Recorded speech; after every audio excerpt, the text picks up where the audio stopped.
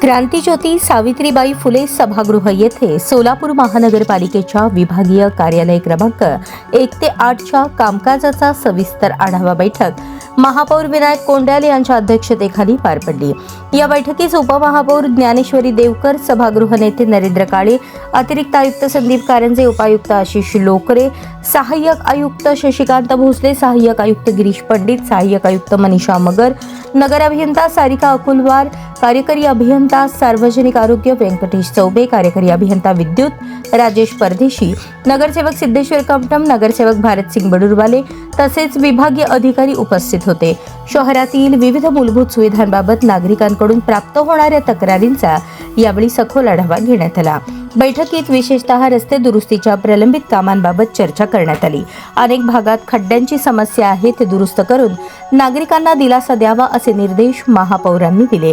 तसेच काही भागात घंटागाडी नियमित जात नसल्याच्या तक्रारी प्राप्त होत असून कचरा संकलन व्यवस्था सुरळीत व वेळेवर ठेवण्याच्या संबंधित अधिकाऱ्यांना सूचना देण्यात आल्या।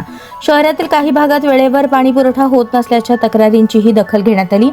पाणी पुरवठ्याचे योग्य नियोजन करून निश्चित वेळापत्रकानुसार पाणी देण्यात यावे, गळती दुरुस्तीची कामे तात्काळ पूर्ण करावीत आणि अनियमिततेबाबत जबाबदारी निश्चित करावी असे निर्देश देण्यात आले।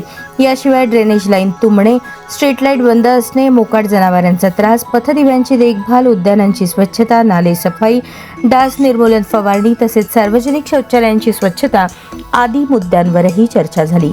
सार्वजनिक नागरिकांच्या आरोग्य आणि सुरक्षिततेशी संबंधित प्रश्न प्राधान्याने सोडवावेत असे महापौरांनी स्पष्ट केले। विभागीय अधिकाऱ्यांनी कामकाज प्रभावीपणे राबवण्यासाठी डंपर, जेसीबी, जेटिंग मशीन तसेच आवश्यक मनुष्यबळ उपलब्ध करून देण्याची मागणी केली। यावर सकारात्मक विचार करून आवश्यक ती कार्यवाही करण्यात येईल असे आश्वासन महापौरांनी दिले। नागरिकांच्या तक्रारींवर तात्काळ प्रतिसाद देऊन समन्वयाने काम करावे व शहरातील सेवा अधिक कार्यक्षम, पारदर्शक आणि जबाबदारीने पुरवाव्यात असे आवाहन महापौर विनायक कोंडाल यांनी केले।